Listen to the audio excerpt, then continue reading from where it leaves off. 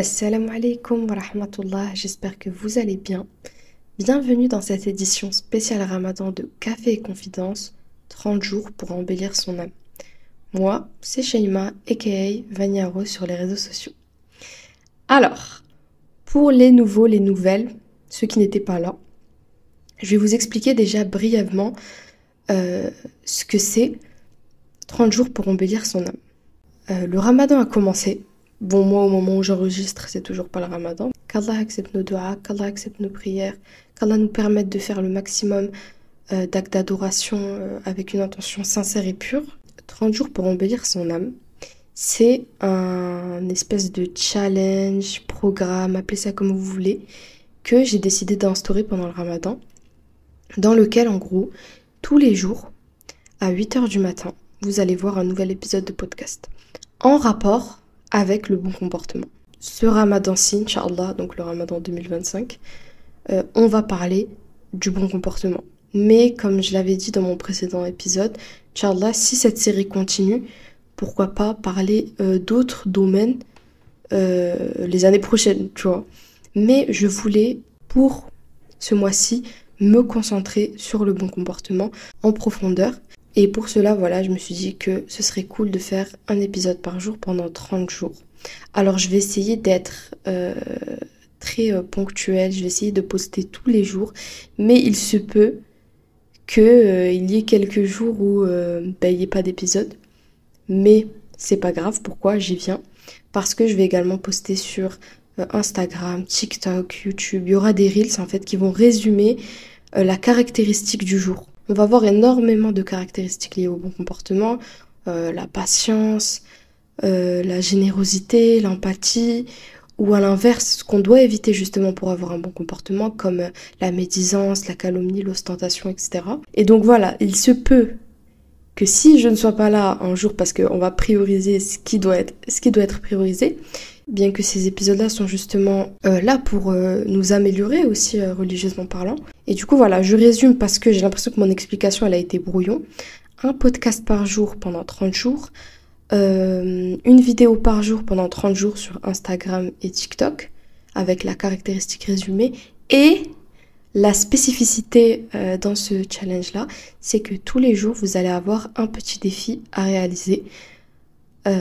En rapport ou pas avec la caractéristique du jour, mais tous les défis sont là justement pour travailler sur notre comportement et pour passer de la théorie à la pratique, parce que c'est important d'appliquer tout ce qu'on apprend, que ce soit dans le Coran ou que ce soit dans la sunna du prophète alayhi salatu wassalam.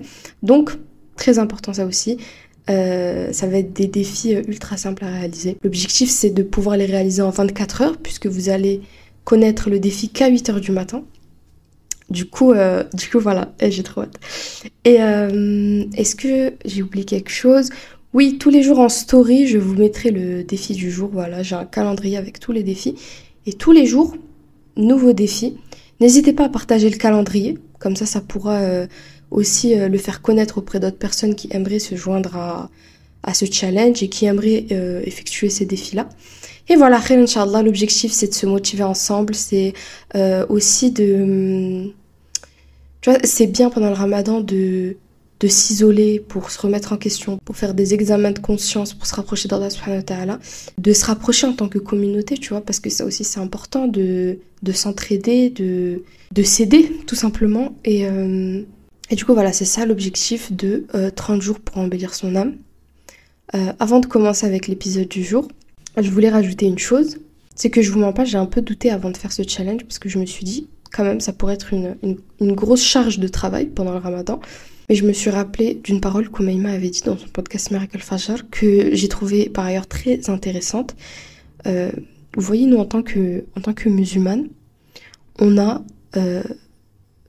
des actes dans lesquels on a beaucoup plus de facilité et à l'inverse, des péchés qu'on peut avoir du mal à arrêter, tu vois. Et en fait, ça dépend de chacun. Chaque musulmane a ses facilités et ses difficultés.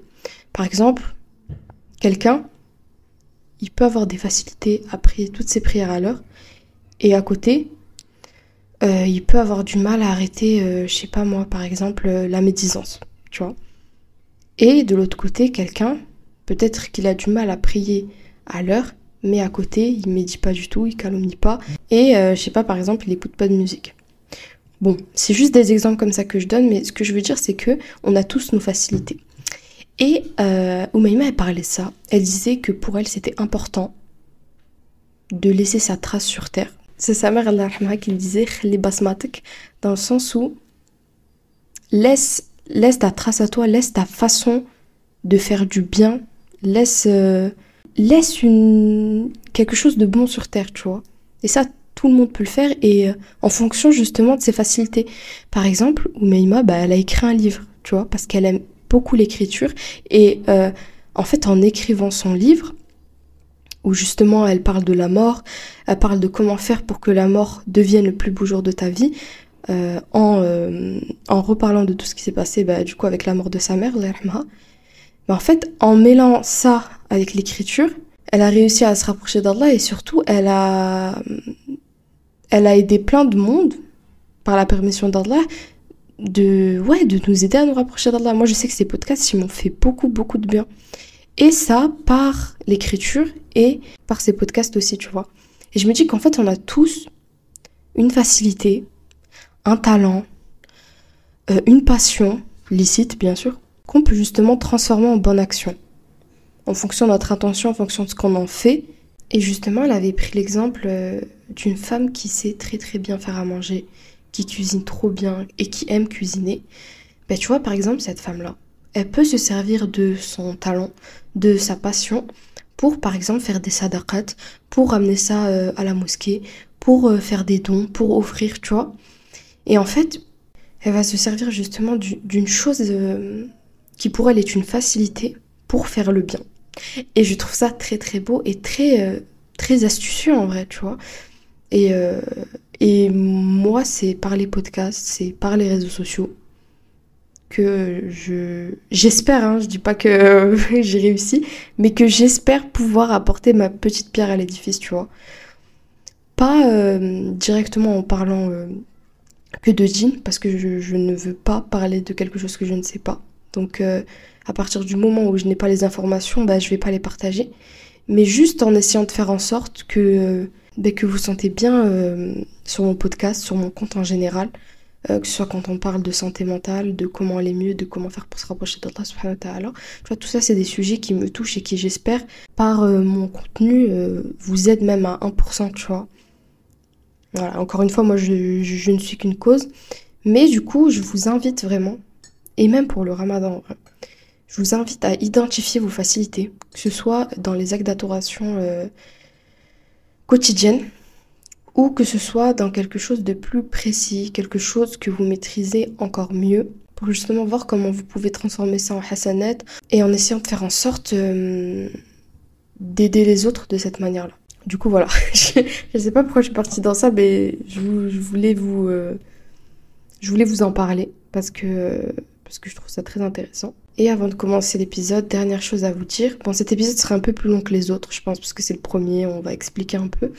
Mais les autres seront beaucoup plus courts. Parce que, comme je vous dis, on va avoir une caractéristique par jour. Et aujourd'hui, on va parler du bon comportement en général.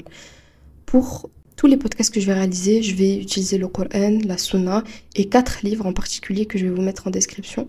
C'est dans ces livres-là qu'il y a toutes les sources de ce que je vais vous dire dans ces podcasts. D'après Abu Huraira, qu'Allah l'agrée, le prophète a dit « Certes, je n'ai été envoyé que pour parfaire les nobles comportements », rapporté par Al-Malik. Vous l'aurez compris, dans cet épisode, on va parler du bon comportement, al-akhlaq en arabe. Qu'est-ce que c'est? Comment il se définit? Quelle importance il a?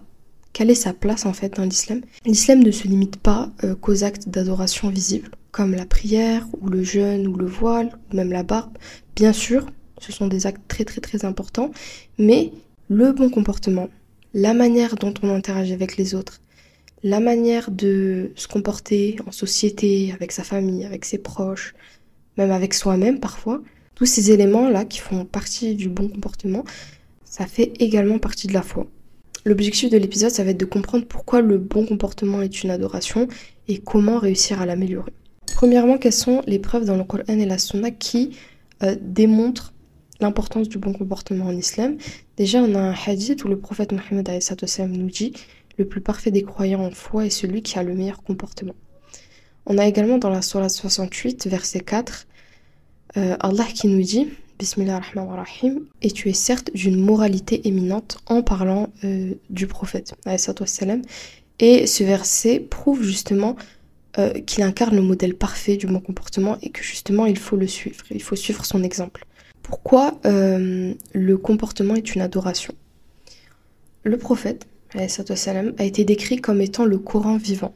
C'est-à-dire qu'au quotidien, il incarnait les valeurs qu'Allah nous a prescrites dans le Coran, dans ses actions quotidiennes. Le comportement, il va impacter notre relation avec Allah. C'est-à-dire que, comme on l'a dit au début, on pense souvent que les seuls actes d'adoration sont la prière, le jeûne, la zakat, parce que c'est des piliers de l'islam et parce que c'est des actes super importants. Mais être patient, être humble, être sincère, pardonner, aider les autres, ce sont aussi des actes qui comptent dans la balance des bonnes actions et qui comptent même beaucoup. Parce qu'on a un hadith où le prophète nous dit « Rien ne pèse plus lourd dans la balance du croyant le jour du jugement que le bon comportement », rapporté par At-Tirmidhi. Et justement, c'est ce hadith-là qui nous montre vraiment l'importance du bon comportement. C'est-à-dire que rien ne pèse plus lourd que le bon comportement. Et c'est pour ça qu'il faut vraiment pas prendre ça à la légère. Tu vois, c'est bien de se dire je prie, je jeûne, je donne la zakat, etc. Mais c'est pas parce que tu fais ça que c'est bon, c'est fini, tu vois. Il y aura toujours des choses à améliorer, notamment dans le bon comportement, puisqu'on va côtoyer des gens toute notre vie, on aura toujours des choses à améliorer dans notre caractère. Et l'objectif, c'est de se rapprocher le plus possible de notre modèle, qui est le prophète alayhi wassalam. Le bon comportement, il est aussi important parce qu'il regroupe des qualités qu'Allah aime. Par exemple, la patience, sabr, dans Surat al-Baqarah, verset 153, Allah dit « Allah est avec les patients ». L'humilité, on a un hadith où le prophète ﷺ nous dit qu'Allah élève celui qui fait preuve d'humilité, rapporté par Muslim. On a aussi la sincérité, l'ikhlas. On a un hadith où le prophète ﷺ nous dit « Les actes ne valent que par les intentions », rapporté par Al-Bukhari et par Muslim. On a aussi la douceur et la bienveillance. Le prophète ﷺ nous dit « Allah est doux et il aime la douceur dans toutes les affaires », rapporté par Al-Bukhari. Le bon comportement, il va également purifier notre âme, c'est-à-dire qu'en essayant de faire son maximum pour se rapprocher des bonnes choses, on va logiquement essayer de s'éloigner des mauvaises choses, comme la jalousie, l'orgueil, la colère excessive. Et justement, dans la sourate 91, on a au verset 9 et 10, Bismillah ar-Rahman ar-Rahim, réussira certes celui qui la purifie, donc son âme, et sera perdu celui qui la corrompt. Du degré de notre foi, c'est-à-dire que, comme on l'a répété tout à l'heure, une personne pieuse n'est pas seulement celle qui prie, mais aussi celle qui sait bien se comporter. On a dans le livre La guérison des âmes un extrait qui nous dit « La noblesse du caractère est un signe de perfection de la foi, et l'homme pieux doit se distinguer par sa douceur et sa patience. » Et il impacte nos relations sociales. Respect, douceur, bienveillance, le comportement influence toutes nos interactions. Et pour donner un exemple du bon comportement, le prophète ne gardait jamais d'argent ou de nourriture pour lui-même. C'est-à-dire que s'il lui restait de l'argent ou de la nourriture, il ne rentrait pas chez lui tant qu'il ne l'avait pas donné à quelqu'un dans le besoin. Il ne prenait que le strict nécessaire pour sa famille et le reste, il le redistribuait entièrement.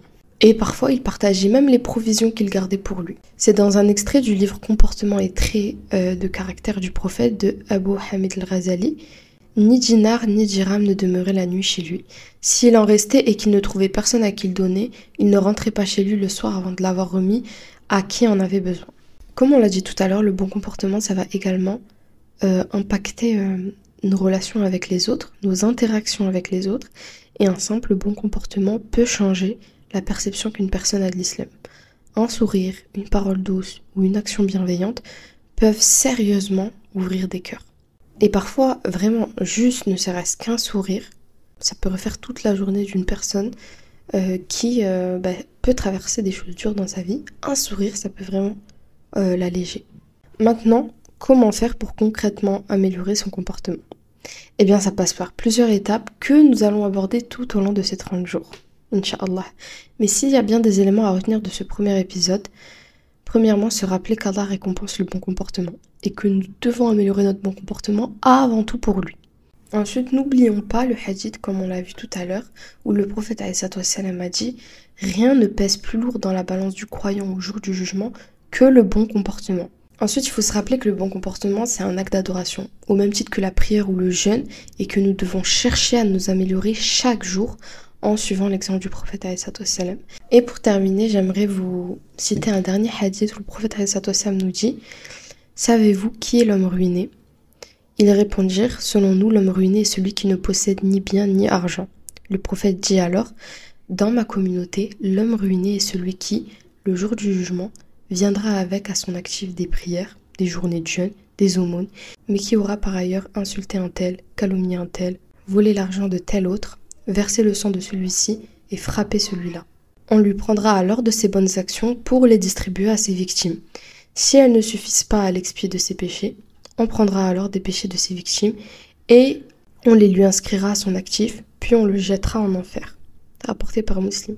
Je pense que ce hadith, il illustre d'une très très très bonne façon à quel point le bon comportement, c'est un acte d'adoration super super important. Mais comme pour tout acte d'adoration, tout commence par une chose essentielle, l'intention.